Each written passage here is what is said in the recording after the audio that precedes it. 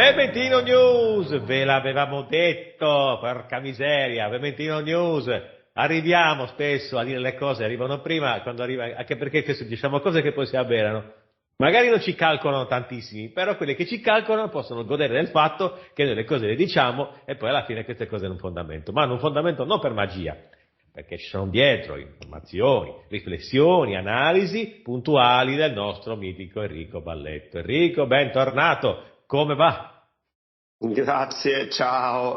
Bene, bene, a parte la tempesta di vento che ci avvolge in data odierna, però fischia bene. il vento e furia la bufera. Questa è Speriamo. infatti fischia il vento e furia la bufera anche a livello informativo. Perché Esatto. chi ci segue, non sono tanti, però diventeranno di più un giorno, ne sono sicuro, e noi continuiamo a lavorare, avrà potuto apprezzare l'analisi di Enrico che riguardava la famosa inchiesta nata a Bergamo dopo l'invio degli avvisi di garanzia relativi alle indagini sulla gestione Covid del vecchio governo Conte. Avrà potuto apprezzare le riflessioni di Enrico in merito al fatto che questa inchiesta, apparentemente inutile, invece avrebbe potuto portare degli interessanti sviluppi a causa del relativo sputtanamento reciproco dei vari personaggi coinvolti nella vicenda che, vistesi messi sul banco degli imputati giuridicamente o meno, potrebbero magari lasciarsi andare a confessioni o ritrovarsi chissà quali appunti o riflessioni scritte che potrebbero ingaiare questa o quella persona. Quindi dava una valutazione sostanzialmente positiva di questa inchiesta. E infatti guarda cosa sta succedendo, come se fossimo dei profeti. No, non siamo dei profeti. Le cose stanno succedendo, saltano fuori le chat. Ovviamente perché nelle indagini vengono resi pubblici tutti i materiali relativi alle chat, intercettazioni varie ed eventuali. Vengono fuori le chat e le chat dicono esattamente quello che tutti noi complottisti stavamo dicendo per dei 2 anni precedenti, 2 o 3 anni precedenti. Tutti noi complottisti dicevamo cose che poi alla fine sono esattamente quelle che sono. E infatti essere ricco viene fuori quello che abbiamo detto per anni e che tu hai scritto in un libro. Signore e signori, questo è Enrico. Allora, dunque, diciamo che ti devo in qualche modo parzialmente correggere, nel senso che il libro mio, che ha venduto un numero di copie che più o meno mi aspettavo, cioè non tantissime, però siamo a diverse centinaia di copie di libro, anche perché i costi sono elevati. Non parla, cioè non dà la definizione di quello che noi pensiamo. Il libro di fatto è una raccolta, un libro di storia, una raccolta esclusivamente di fatti che poi il lettore o chi va a vedere può interpretare e farsi l'idea in maniera completa senza le favole raccontate che poi, appunto, come hai detto tu, sono quelle che stanno uscendo nelle chat, d'accordo? Ma come giustamente invece dicevi tu, non è che noi abbiamo la palla di vetro, ci sono, o siamo dei maghi, ci sono delle situazioni, delle conoscenze, degli studi di base che, incrociati con i dati che giravano, le situazioni che vivevamo, portavano e dovevano portare con un minimo di buonsenso e senso logico e conoscenza delle situazioni a un'unica possibilità. E quindi, ripercorrendo il percorso, ora salta fuori dalla CDC, l'ex capo del CDC che dichiara che 3 indizi portano definitivamente alla pista del virus creato in laboratorio. Ma va? Cosa viene pubblicizzata? Ma pensate che strano. Che strano. Poi saltano fuori le chat di Speranza con Brusaferro, che è questo governo di adesso, quello che dovrebbe combattere, fare la commissione d'inchiesta, e che ci ha lasciato l'obbligo delle mascherine negli ospedali e negli studi medici fino ad aprile, così giusto che ha acquistato 700 milioni di euro di altre dosi di ulteriori vaccini Covid, eccetera, eccetera, che vorrebbe fare una commissione politica che però per adesso è solo a parole e tra l'altro è solo politica, quindi ti ho già detto come la penso in merito. Questo governo ha confermato lo stesso Brusaferro alla presidenza dell'IS. Adesso sono uscite queste chat dove è evidente che la volontà era politica, le scelte politiche che andavano contro anche la condivisione dei dati, e dove da un certo punto di vista si cerca, perché questo ha fatto l'informazione, e i giornali, alcuni giornali, però buona parte dei giornali, in qualche modo di cavalcare quell'operazione, quell'onda che viene fatta ed è stata fatta anche prima delle elezioni, di riabilitare Conte. Ok? Perché questo si sta cercando di fare. E quindi cosa accade? Accade che Conte viene accusato nelle chat con Brusaferro, quindi vengono date in pasto al popolo, alla mandria, le chat dove Speranza esce come quello cattivo, Brusaferro quello che vorrebbe ma poi si adegua da buon servo, e Conte invece quello prudente, quello che chiede dati completi, quello che non vuole chiudere tutto, quello che vorrebbe avere più informazioni. Bene, ricordo, così per chi ha la memoria corta e per quelli a cui farebbe comodo dimenticare e riabilitare un personaggio che è saltato fuori per caso, ma evidentemente per caso, non a caso, come premier dei 5 Stelle, poi subito dopo ha detto che non era iscritto ai 5 Stelle, non era un militante dei 5 Stelle, poi è diventato Presidente del Consiglio, viene dai gesuiti, dai gruppi gesuiti, dalle lobby dei gesuiti, viene anche Draghi, così, giusto per informazione, e viene anche Papa Francesco, così, sempre giusto per informazione, ma noi siamo complottisti.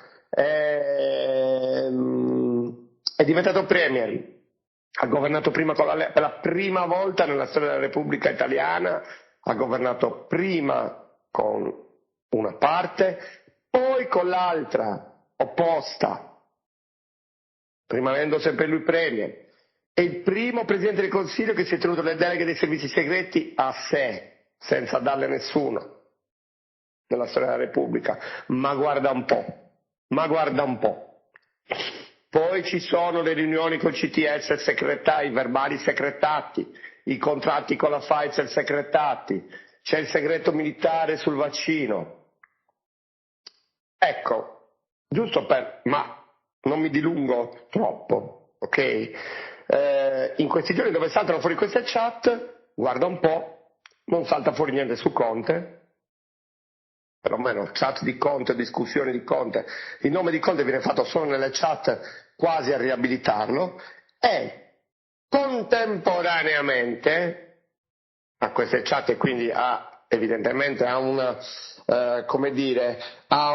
aumentare della pressione popolare giustamente incazzata a leggere queste cose, perché confermano quello che viene detto, perché non è che siamo stati soli, un po' di persone sveglie, un po' di persone che si sono anche svegliate dopo, o magari anche quelle che parlavano con noi o ci ascoltavano, che venivano in piazza per manifestare contro il Green Pass, hanno realizzato determinate cose. Bene, contemporaneamente si è cercato, dando questa notizia sì su tutti i giornali, di buttarla in caciara, ovvero operazione mediatica, dopo che sono saltate fuori queste chat e queste situazioni di Speranza con Brusaferro, con interviste a Miozzo qualche giorno prima in TV che ha detto sì, non c'era verbale, incontri informali, ma io ho gli appunti e li porterò al giudice. Farò riferimento a proposito di quello che ci dicevamo la settimana scorsa, eccetera eccetera. Succede che improvvisamente, dopo che un unico giornale e in nessun TG si è parlato di questa questione, e già questo dovrebbe far pensare, ok? Succede che su quasi tutti i TG, anzi direi tutti, e la maggior parte dei giornali magicamente, guarda un po', il 9 marzo esce la notizia che la Procura di Roma ha archiviato con un nulla di fatto l'indagine che risale al 2021 per le querele, le denunce che c'erano state nei confronti del Premier Conte, di Speranza, di Lamorgese, eccetera, eccetera. Ok? Ecco perché dico attenzione, perché poi queste cose vengono fatte, cioè tutto quello che è narrativa e comunicazione viene fatto sempre, sempre in questi tempi, e come ti ho sempre detto, ripeterò sempre, in determinati e particolari periodi storici le coincidenze non esistono. Non esistono. Vale per il Covid, vale adesso per tutta una sorta di comunicazione che si sta venendo a creare per riabilitare personaggi tipo Conte o per cercare di buttarla in cacciara facendo credere che non ci sia alcun tipo di responsabilità da parte di alcuni piuttosto che di altri. Ok? E questo accade contemporaneamente alla pubblicazione delle chat. Quindi da una parte escono fuori le chat e quindi il desiderio probabilmente di molte persone che hanno letto di rivalsa, no? Di riscatto nei confronti di questi personaggi, dall'altra contemporaneamente appare la notizia della archiviazione della Procura di Roma. Ok? Perfetto. Questa è la condizione generale. La realtà è che comunque chi è un pochino attento, visto che, ripeto, giornali e telegiornali non parlano minimamente di certe cose, salta fuori, iniziano a saltare fuori, a parte queste varie situazioni, dei commenti sui nostri virostar dei social, ok? Perché anche questo è molto importante, e non è un caso, perché succede che il buon Burioni, Bubù, ha pubblicato qualche giorno fa un post, ricordate Bubù, quello noi siamo la scienza, parliamo per i dati così, dicono questo, dicono quest'altro, eccetera, eccetera. Qualunque affermazione scientifica si basa su dati disponibili. Se i dati sono incompleti o addirittura falsi, è ovvio che l'affermazione stessa può risultare scorretta e falsa, ma la colpa è di chi ha pubblicato i dati, non di chi li ha letti e quindi poi ha fatto narrativa e comunicazione. Non so se ci rendiamo conto. Quindi questo è già un segnale di chi sta già cercando di pararsi le regali, perché li hanno resi tali regali chiappe, dopo averci ammorbato gli zebedei, scusando il termine, per 3 anni con tutta sta roba qua. Ovviamente qualcuno risponde, perché risponde, qualche avvocato, e Bubù si sente toccato e a sua volta dice lei non è pratico di scienza, avvocato. Quando si pubblica un lavoro, anche nelle migliori riviste scientifiche, nessuno verifica i dati.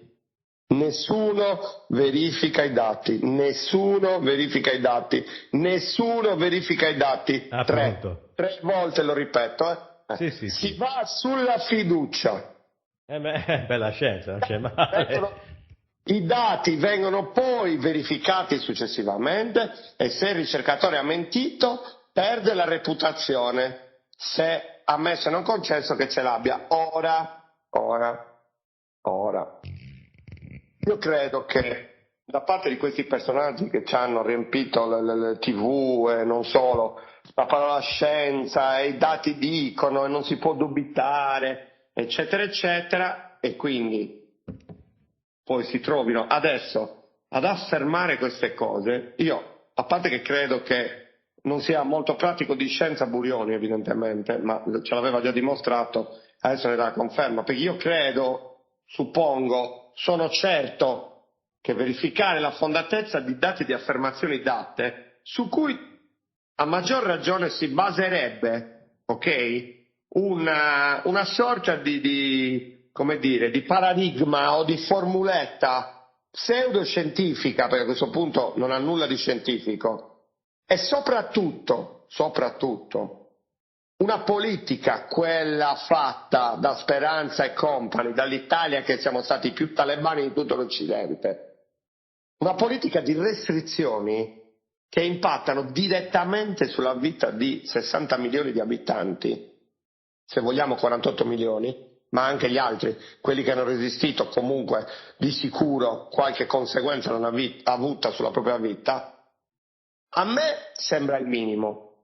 Non solo sembra il minimo, mi sembra una grossa mancanza, una grossa colpa non aver verificato i dati e dire adesso i dati vengono poi verificati successivamente dopo che hai vaccinato sappiamo quanti, con tutte le conseguenze del caso.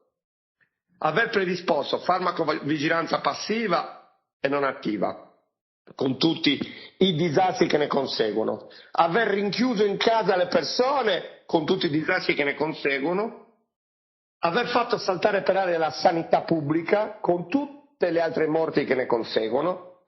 Aver di fatto contribuito ad ammazzare gente, cosa che è stata fatta, alla luce di tutto quello che sta venendo fuori è stata fatta. Poi non so se avete sentito le interviste fuori dal coro di OSS, infermieri eccetera, hanno provato a dire che fossero false, ma ripeto, anche lì ce ne sarebbe da dire e non poco. E dulcis in fundo, a parte tutto questo che già saltare per aria il sistema economico del paese e far chiudere una marea di aziende, perdere un casino di posti di lavoro a una marea di gente, questo rientrerebbe nelle conseguenze dirette sulla vita delle persone, però lo specifico perché molti, con la complicità di sindacati e partiti, sottolineo e aggiungo anche questo, e poi dulcis in fundo, perché anche di questo si tratta, guarda un po', salta fuori pure l'amico Bassetti, quello sotto scorta, quello che continua a insultare la gente, però è sotto scorta perché frignava che lo minacciavano. Salta fuori pure Bassetti che improvvisamente il 9 marzo dice: questa analisi su 78 studi sulle, udite, mascherine, conclude che l'effetto protettivo è minimo, se non addirittura nullo. Capito? Nullo, minimo, se non addirittura nullo. Come ho sempre sostenuto, ogni persona faccia come crede. Lui ha sempre sostenuto ogni persona faccia come crede, ma senza nessun obbligo imposto con la scusa scientifica. Quindi crolla, come ci eravamo detti fin da principio, anche il mito della mascherina, che non serve assolutamente una beata mazza, e lo ribadisco, tantomeno all'aperto, tantomeno se siete soli, chiaro? E ve lo dice uno che la maschera NBCR l'ha utilizzata per mestiere, quella vera però, quella che davvero filtra, quella che davvero protegge da agenti biologici e chimici, non le mascherine in stoffa o le FFP2, che chissà quali tasche hanno appena arricchito. Chiaro? Non solo, ma l'ho sempre detto. Io intanto, giovane una cosa, Enrico, ti chiedo gentilmente, a beneficio di chi ci ascolta, di ripetere la citazione di Bassetti, la fonte di questa citazione di Bassetti, così la gente può andare a guardarsela proprio. Diamo una bella sottolineatura che in questo caso serve. Prego. Basta guardare il profilo di Bassetti. La fonte è Cochrane.org ed è praticamente è una meta-analisi di 78 studi sulla mascherina messi insieme e conclude quello che ci siamo detti, cioè che l'effetto protettivo è minimo. Poi eventualmente possiamo vedere quando pubblichiamo il video, di mettere il link. Assolutamente sì. Ovviamente è una rivista straniera, però se Bassetti la prende di riferimento, evidentemente è fatta da medici e professori o comunque scienziati. Certamente. di una certa fama, anche di una certa credibilità, cosa importante in questo momento. Ci tenevo a sottolineare questa cosa, perché così almeno finalmente si ha tutti quelli che possono, per di noi che ci ascoltano e condividono il nostro punto di vista, potete andare tranquillamente da chi che sia e che magari sta ancora lì col becco di FFP2, FFP3 col becco andando in giro per strada o al lavoro e dirgli bello mio, non serve a un cazzo e c'ho anche i dati scientifici, vattene a leggere. Così finalmente la finiamo con questa menata allucinante. Io penso che quelli che stanno ancora in giro con la mascherina resteranno comunque con la mascherina. Cioè, quello è vero, fatto il loro modo di vivere probabilmente più consono o per esternare un certo disagio nei confronti di quella che è la vita e la paura eventualmente di morire. Cioè, penso che siano comunque persone che alla fine qualche problema ce l'hanno anche in casa da quel punto di vista, nel senso che sicuramente gente che si lava 200 volte le mani ogni volta che tocca qualcosa anche in casa propria, però a prescindere da questo io ormai nemmeno dico niente, cioè non mi spreco più. D'accordo, vabbè, però sai, può capitare che qualcuno si senta dire magari sei interrogato, risponde, no? Perché comunque chi va ancora in giro con la mascherina, soprattutto all'aperto eccetera, alla fine evidentemente è convinto così e non è di sicuro, non sono io, tu o chiunque altro a dirti guarda che io ho i dati scientifici, non serve a niente, perché sarebbero talmente evidenti certe cose. Sono gli stessi che erano convintissimi di usare la mascherina di stoffa o di usare la mascherina quella fabbricata, non so se ti ricordi il primo periodo che facevano i video per spiegare il tovagliolo di carta, col tovagliolo di carta in cucina, se non trovate le mascherine mettete questo, cioè io l'ho vista la gente in giro così, l'ho vista, giuro. Sì, l'ho visto anch'io, ne ho visti di ogni, anch'io.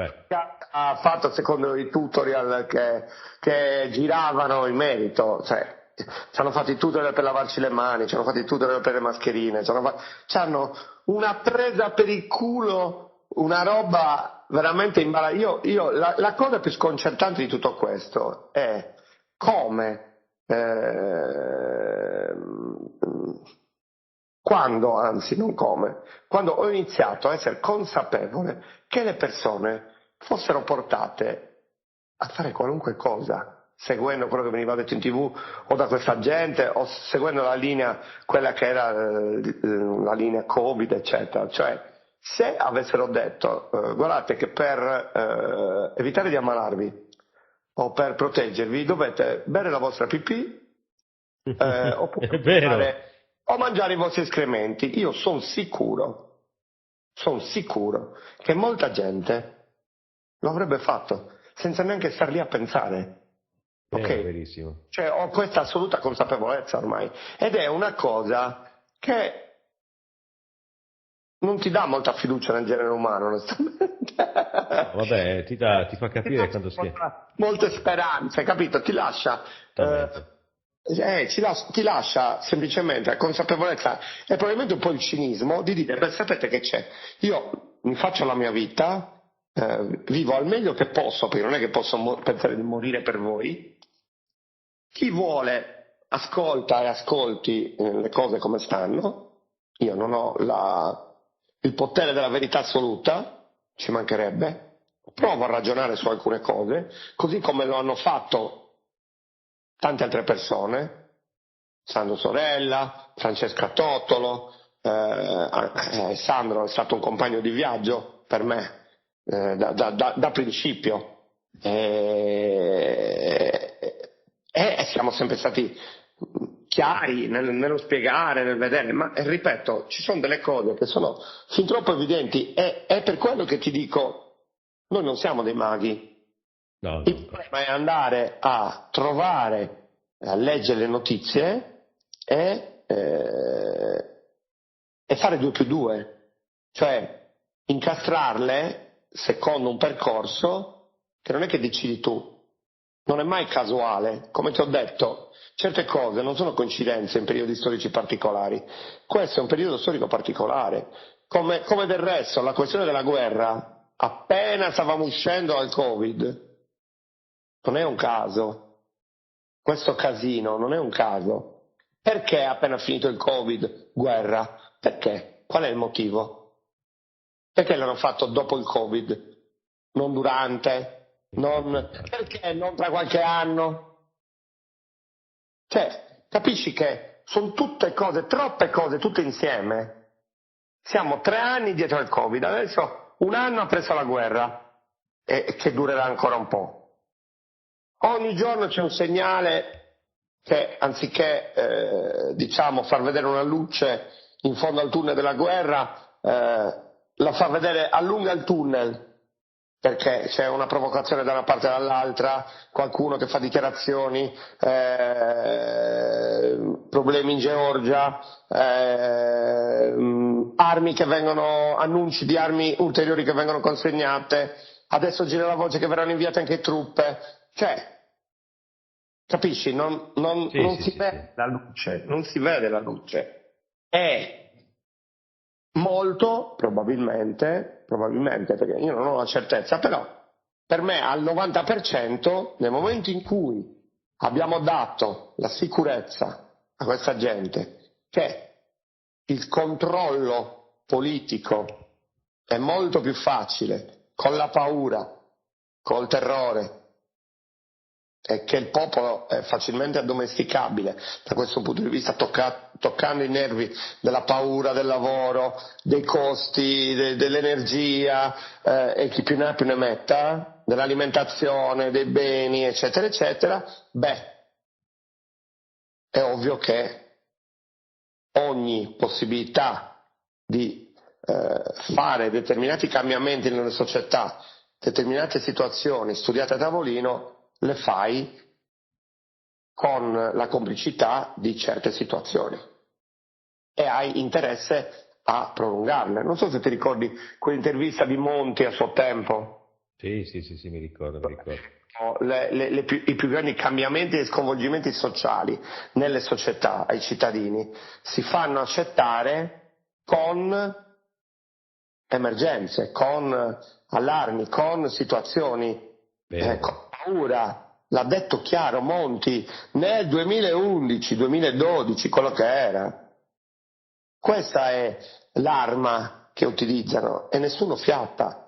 Quindi stiamo proseguendo questo percorso e in questo percorso è inserito tutto il discorso del Covid. Ovviamente, come ci siamo detti, qualcosa dovrà succedere per queste inchieste, queste cose. Nessuno può stanno provando in tutti i modi, però, ripeto, se fosse stata una fesseria, i giornali avrebbero pubblicato minimizzando, distruggendo le inchieste, eccetera. Invece non ne parlano. A parte un giornale, che è La Verità, non ne parlano. Parlano invece magari della archiviazione a Roma e basta. Tanto e tale sarà la quantità delle cose clamorose che verranno fuori che anche i giornali mainstream, che cercano di insabbiare il più possibile, dovranno per forza pubblicare qualcosa e cominciare a parlare. Quindi in ogni caso una sorta di redazione mediatico avverrà e avverrà anche di brutto. Per forza, perché dovranno anche loro, come stanno facendo questi, mi viene da dire sorci, visto che ci hanno chiamato sorci loro per primi, stanno iniziando a abbandonare la nave. E nel momento in cui un bubù fa quelle dichiarazioni cercando di scaricare le colpe su dati falsi o sbagliati, dicendo che i dati si verificano dopo e quindi nel frattempo però chiudi milioni di persone, le obblighi a vaccinarsi, eccetera, eccetera, non solo, e te ne sbatti le palle di tutti i dati che invece arrivano, quelli no, perché quelli non sono dati da considerare, cioè consideri quelli che vuoi e poi però li devi verificare se sono sbagliati. E con quelli vaccini chiudi, fai fallire aziende, licenzi, fai saltare per aria sanità, fai saltare per aria il sistema economico, quelli che fanno comodo a loro. Gli altri, cioè il virus, le conseguenze della vaccinazione, della campagna vaccinale, che vediamo, ascoltiamo e sentiamo tutti i giorni, più tutte le cose che stanno venendo fuori, anche di persone che hanno avuto problemi dopo trasfusioni.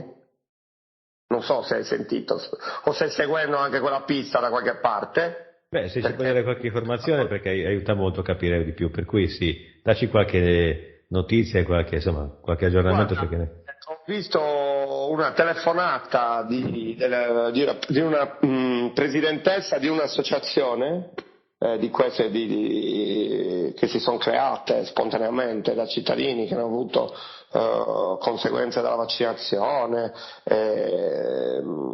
o associazioni comunque a difesa del cittadino per i diritti umani eccetera, che ha fatto il video, ha chiamato la sede centrale dell'Avis a Roma, a Milano, senza ottenere nessun tipo di udienza, anzi l'hanno proprio scaricata ai vari responsabili dei vari settori, dicendo che avevano ricevuto una quantità di segnalazioni da persone trasfuse che hanno avuto problemi di salute e che in diversi casi analizzati, chi è andato poi a fare l'analisi del sangue è saltato fuori che la trasfusione fosse cioè che le persone trasfuse fossero con presenza di spike e tutta una serie di altre cose che erano contenute o dovrebbero essere contenute nei vaccini per il Covid. Quindi chiedevano appunto conto, volevano segnalare all'Avis questa cosa e chiedere conto se fossero state le opportune verifiche, perché c'erano state delle cause avverse per questa motivazione qua. Ok? Certo. Ovviamente non è una notizia alla quale è stata data chissà quale risalto, però girano i video con nomi e cognomi, quindi di persone che sono prese le responsabilità evidentemente di fare queste denunce, questo tipo di denunce, e anche di nomi e cognomi di chi ha subito i danni, è andato a farsi analizzare il sangue e vorrebbe un minimo di spiegazione, se non giustizia. Ma anche da qui, ovviamente, salteranno fuori dei filoni giudiziari, perché qualcuno andrà a denunciare se ha avuto problemi, eccetera. Quindi ulteriori situazioni e questioni, d'accordo? Quello che fa specie è proprio che vengano presi dei dati, quelli che fanno comodo, per chiudere, fare, disfare. Altri dati presentati con studi spesso anche meglio fatti di tanti che sono stati presi in considerazione dai nostri virostar per quello che riguardava il discorso vaccinazioni dello stesso Covid, che comunque lo stesso Istituto Superiore di Sanità ha sempre dichiarato una media età elevatissima di morte. Oltretutto il piano famoso d'emergenza sulla pandemia, quello non aggiornato, aggiungo, sottolineo, a chiusura di tutto il discorso, prevedeva l'utilizzo della medicina del territorio e di determinate cure a casa per evitare l'intasamento degli ospedali. E invece sappiamo che è stato fatto l'esatto contrario, cioè le persone non venivano visitate, i medici di base non rispondevano, i medici di base non sono stati istruiti dal Ministero e dall'Ordine dei Medici in merito alle cure, eccetera, anzi veniva favorita la cautela e l'evitare di visitare, ok? Le cure a casa non venivano date e anzi venivano consigliate tachipirina e vigilatese, e questo lo sappiamo. Di contro c'era un numero interessante di medici che le persone le visitavano, le curavano con antinfiammatori da subito, eccetera, eccetera. Mi verrebbe da dire diciamo in chiusura, ma per modo di dire in chiusura, che la cosa che poi mi lascia perplesso, o comunque dovrebbe far specie a più di qualcuno, è che il coronavirus, allora, di una pandemia se ne parla in medicina, se ne parlava a livello internazionale da più di 20 anni, ok? Che ci sarebbe stata un'altra pandemia, patologia respiratoria tipo la SARS, perché non è una cosa che è successa così improvvisamente, se ne parlava, quindi nel mondo della medicina si parlava delle pandemie e di tipo respiratorio soprattutto, uno. Seconda cosa, i coronavirus sono il coronavirus è un ceppo, una famiglia di virus ben noto alla medicina e alla biologia, con conseguenti cure ben note. Quindi non è che la gente navigava al buio, ok? Poi, che questo virus fosse nuovo, per carità, nessuno lo mette in discussione, questo nessuno lo mette in discussione, ma che si navigasse completamente al buio, che non si sapessero le cose, che non si potessero tentare cose diverse dalle decisioni schifezze che sono state fatte, comprese il protocollo che parlava di tachipirina e vigilia attesa, quando è risaputo, ed era risaputo, che determinate situazioni da parte del coronavirus e patologie conseguenti al coronavirus, che sono raffreddore o barra comunque patologie respiratorie, dovessero essere curate con antinfiammatori e quant'altro, cosa che è stata fatta proprio da medici, non è che se lo sono inventato o sono andati a tentativo. L'hanno fatto e hanno salvato una marea di gente senza avere morti, curandoli da subito. Probabilmente dico, allora, o sono dei geni o probabilmente semplicemente fanno i medici davvero. Probabilmente, perché io che non sono medico sapevo fin dal principio come affrontare la cosa. Perché le mie basi biologiche e microbiologiche, probabilmente grazie alle forze armate, sicuramente grazie alle forze armate, in quanto ero specializzato, come tu sai, in difesa nucleare, batteriologica e chimica, evidentemente più qualche studio universitario in merito, probabilmente senza essere medico qualche cosa. Allora quello che dico è, se io che non sono medico però mi hanno fatto studiare certe cose, arrivo a determinate situazioni da subito, a determinate riflessioni da subito, e so da subito, senza bisogno di studi contro studi, che le mascherine non servono a niente, che la tachipirina non va presa, che intubare una persona dai 60 anni che c'ha già pompando l'ossigeno nei polmoni, che sono già mezzo compromessi, fai più danno che altro, e chi più ne ha più ne metta, perché sono tante le cose. Evidentemente i medici non possono non sapere certe cose, e adesso dire, soprattutto certi scienziati, brancolavamo nel buio, è stato fatto tutto in buona fede. No, perché poi con la buona fede avete creato scontri, odio, avete alimentato tra le persone odio,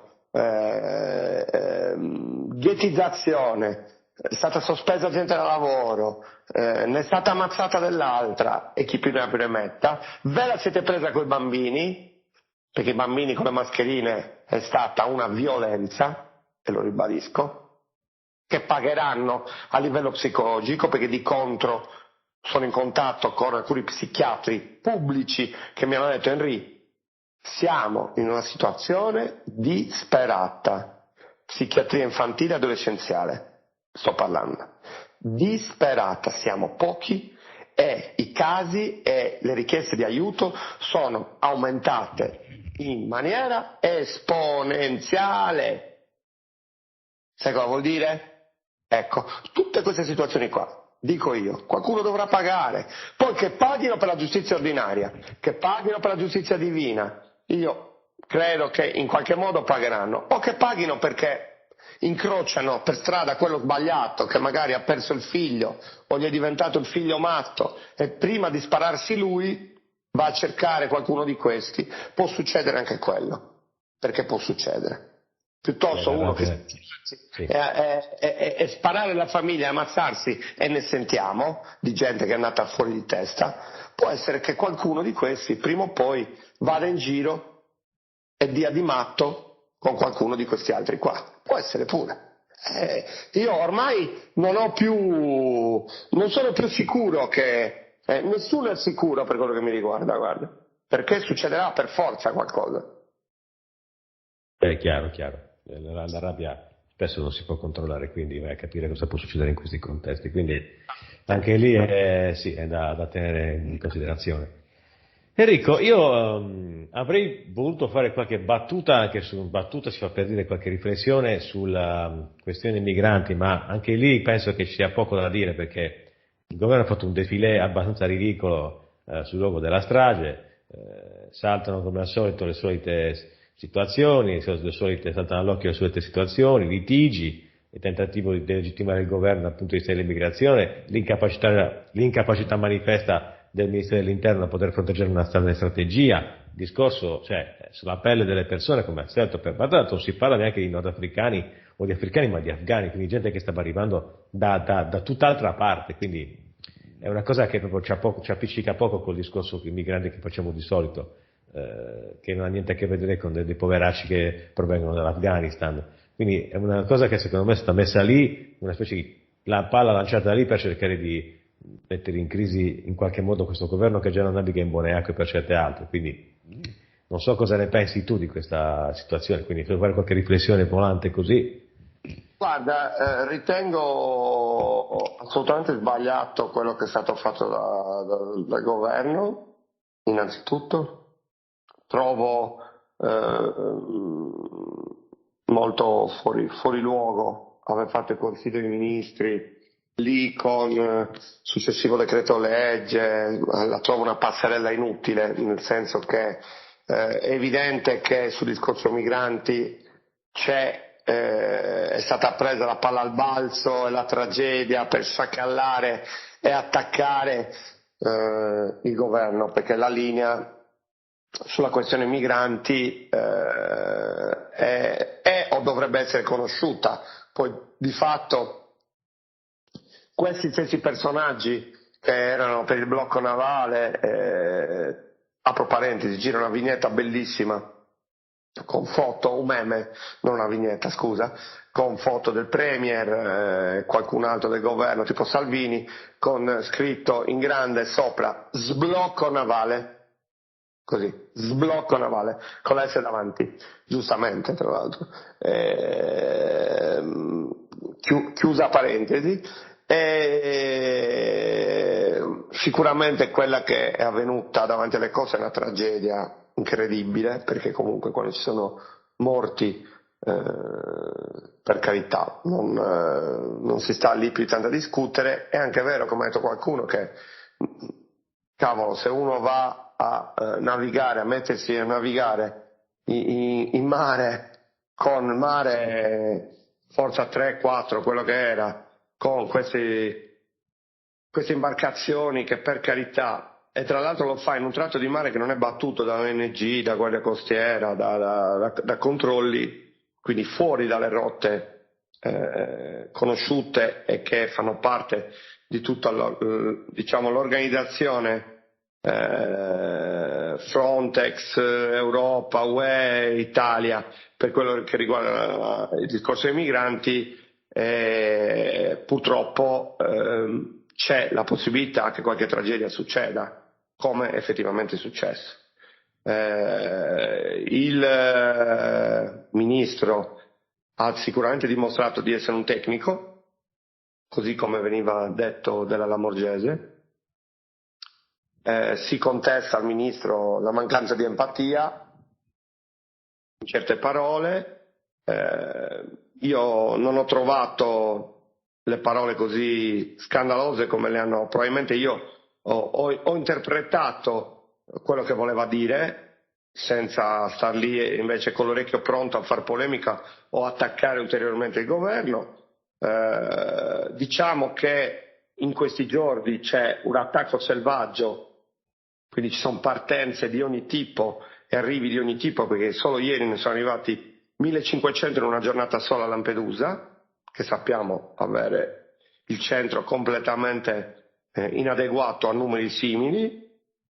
Evidentemente c'è una sorta di spinta, di avviso, di situazione su cui si vuole far pressione nei confronti dell'Italia e del governo, che a parole e in campagna elettorale è per la linea dura per il discorso dell'immigrazione, ma poi si dimostra in questo caso accondiscendente a fare una passerella per dare soddisfazione a quelli che dicevano che il Premier non era andato a Cutro, quando dopo poche ore c'era il Ministro dell'Interno, c'era un vice ministro, è andato il Presidente della Repubblica. insomma, le visite ci sono state, la rappresentanza di Stato c'è stata, peraltro il Premier, che tu sai non è delle mie sicure simpatie, era in India, in giro per il mondo in quei giorni. Quindi, ripeto, ci vedo il solito sciacallare, la solita politica allucinante da una parte, dall'altra parte il solito chinare la testa di fronte alle richieste, che è quello che io contesto maggiormente al centrodestra, alla destra italiana da tempo, cioè mentre dall'altra parte, quando gli altri governano, non c'è proprio possibilità alcuna di concessioni di nessun tipo, dalla parte della destra, quando si è al governo si deve decidere, c'è sempre questo complesso di inferiorità o di dover concedere qualcosa al politicamente corretto o alle richieste per farli star buoni del centro-sinistra o della sinistra che sia. E in questo caso è avvenuto lo stesso, cioè Consiglio dei Ministri a Cutro, Lollobrigida che esce fuori con un decreto flussi regolari che dovrebbe portare 500.000 immigrati regolari in Italia nei prossimi 2 anni. Ha parlato di cifre del genere, poi dopo sono state regolate da qualche altro membro del governo, qualcuno si è messo di traverso tipo la Lega, però di fatto mi sembra una passerella e una pubblicità, se vogliamo, poco pertinente, del tutto inadeguata e che un pochino svilisce anche quella che è stata la tragedia in sé, perché comunque in mezzo a quelle 70 e passa persone c'erano parecchi bambini. Quindi è una cosa che sicuramente non mi trova d'accordo come è stata gestita, come è stata anche a livello proprio mediatico, eccetera. Non parliamo della schifezza di trasmissioni, media e informazioni che da quando è successo, cioè il 26 febbraio, la tragedia è accaduta il 26 febbraio, ci sono piani TV e di trasmissioni che non si occupano d'altro, ok? Tornando al discorso di prima, c'è stata la questione dell'inchiesta Covid, c'è stata la questione delle chat, c'è stato lo scandalo che sta venendo fuori, non si è parlato minimamente di queste cose. Siamo dal 27, 26, 27 febbraio che nella maggior parte delle TV, nelle trasmissioni, talk show e quello che è, si parla solo e esclusivamente di questa tragedia. Mi piacerebbe che la stessa attenzione venisse portata per gli italiani che hanno perso il lavoro, gli italiani che sono morti per cure sbagliate, gli italiani che sono morti come conseguenza dei vaccini, gli italiani che sono invalidi come conseguenza delle cure sbagliate o della vaccinazione, di quelli che non erano convinti e che sono stati obbligati per questioni lo sappiamo, l'abbiamo letto anche nelle chat, e approfitto per ricollegarmi, perché mi sono scordato prima, per raccontarti un piccolo aneddoto di un amico che 10 giorni fa mi rendo conto che era sparito da un social, da Facebook, 5-6 giorni che non pubblicava niente. Appare la foto in ospedale. Gli scrivo immediatamente e mi dice: ciao Henry, sì, sono in ospedale, ero in terapia intensiva, ho fatto 5 giorni di terapia intensiva, mi è venuta una pericardite, ecco qua, con infarto. Ecco qua. Ho detto: che cavolo, ma sì, è esattamente quello che pensi. Mi sono immolato io per tutta la famiglia. Io ho 3 figli, una moglie, tutti e 2 siamo liberi professionisti. Io ho dovuto fare 3 dosi.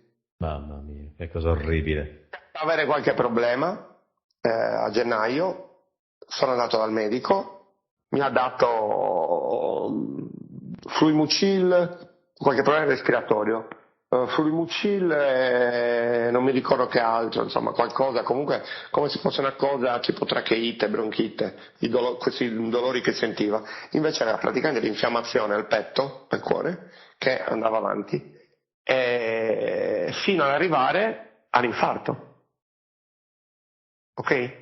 Quindi mi ha detto guarda, è successo così, io ho detto ma no, mi sono immolato io per tutti perché con 3 figli non potevamo non lavorare, non portare il pane a casa, ma sai benissimo che non ero per niente convinto, però dovevo farlo. Se volevo dare da mangiare alla mia famiglia dovevo farlo, e questo è stato il risultato, e io so perfettamente che è così.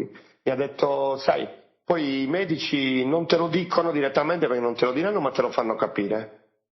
Fanno dei giri di parole, perché io ho chiesto, eccetera, fanno dei giri di parole, però te lo fanno capire, però loro direttamente non lo possono dire. Ha detto, poi la cosa incredibile è che c'è un ragazzino di quasi 17 anni, con miocardite, che ha avuto problemi, che si è ricoverato, lo stanno curando. Ha detto, capisci? C'è tutta una realtà che non viene minimamente calcolata, però di fatto questo è. Ecco, questo era giusto per dirti uno delle ultime situazioni accadute, a dimostrazione che non siamo né caduti dalle nuvole né siamo scemi completamente, né tantomeno dei maghi. Però esistono anche queste realtà, capito? Certo, ecco perché ovviamente. sento parlare alle trasmissioni TV dal 26 febbraio di questa tragedia come se fosse l'unica cosa accaduta in Italia, e poi la mia mente va a rivedere, a risentire tutte queste cose, a vedere uno dei miei migliori amici che è morto nella notte per malore improvviso, torno al Festival di Sanremo con tutte quelle enormi minchiate, pensando al fatto che in quei giorni sono morte 70.000 persone, 60.000 persone nel terremoto della Turchia, e lì si ballava, si cantava, si saltava, facendo quasi finta di nulla, con uno spettacolo indegno televisivo e di passerella politica indegna in TV, e chi più ne ha più ne metta. Insomma, poi magari sono io sbagliato, non lo so, però io credo che la si debba finire una volta per tutte, onestamente. Concordo pienamente, è ora di dare una svolta e aprire molti occhi. Già ci stiamo provando così, insistendo qualcosa stiamo ottenendo, per cui conviene ancora insistere, perché secondo me il risveglio non lo puoi arrestare. Anche i più ottusi prima o poi dovranno comunque sia farsi qualche domanda, e già in molti se la stanno facendo, nonostante tutto quello che succede. Via, dico io. Chiaro, i fatti non hanno testa dura, e noi altrettanto, quindi da questo punto di vista non molliamo. Comunque, Enrico, anche questa volta abbiamo fatto una puntata bella, schietta, concreta e pregnante, quindi non posso affatto lamentarmi. Stiamo lavorando per voi, preparando puntate speciali con ospiti speciali, quindi ci stiamo lavorando, e vedrete, non ve ne pentirete. Per adesso non facciamo altro che invitarvi a continuare a seguire Momentino News e le altre trasmissioni di Radio Ascolto Live. Abbiamo pubblicato ieri un'altra puntata di Confini con Bencon con Giuseppe Masala, adesso continuiamo con Enrico e con gli altri ospiti, e poi abbiamo avuto anche la conferma che riavremo il grande Davide Rossi in radio, tornerà con noi a parlare delle ultime cose e anche di queste ultime vicende che hanno a che fare con lo sputtanamento mediatico dei vari responsabili politici di queste nefandezze pandemiche. Detto questo, ringrazio ancora una volta Enrico per essere stato qui con noi. Continuate a seguire Momentino News sul canale di YouTube, sulla piattaforma di Spreaker, e continuate a seguire anche la pagina di Facebook per avere i link in continuo aggiornamento, e attivate le notifiche quando vi iscrivete al canale di YouTube, perché è importante, così arrivano sempre le notifiche dei video, perché è importante. Grazie ancora Enrico Balletto, io sono Gabriele. Momentino News, Radio Ascolto Live, alla prossima puntata. Ciao a tutti. Ciao.